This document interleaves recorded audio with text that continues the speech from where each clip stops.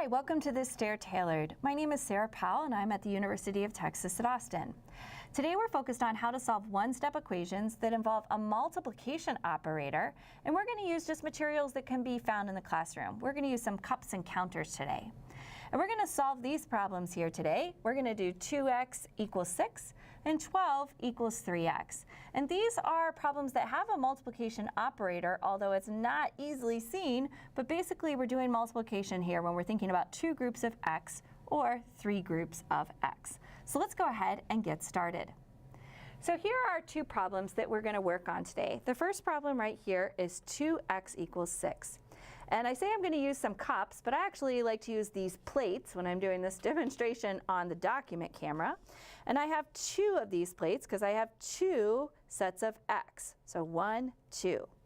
Now on the other side of the equal sign, I have 6. So I'm just going to go ahead and get 6 of my super fun farm and dinosaur creatures out here. And so I have 2x equals 6.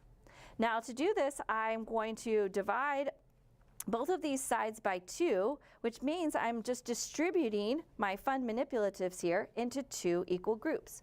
So I'll go ahead and show that distribution there. All right.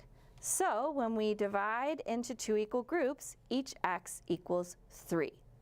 So that was our first example. I'm going to move my plates to the side. Let's go ahead and do this next example. Now I'm just going to use some manipulative. I had these buttons, so I'll just go ahead and bring these in here.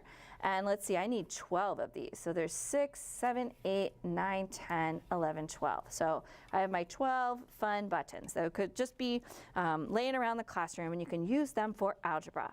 And on the other side of the equal sign, I have 3x. And here, instead of using cups or plates, I could just use Post-it notes, all right? And I have an x written on each of those to show that these represent my variable. Now, I want to divide by 3 to figure out the value of each x, which means I'm going to take these 12 counters and divide them equally among these three groups.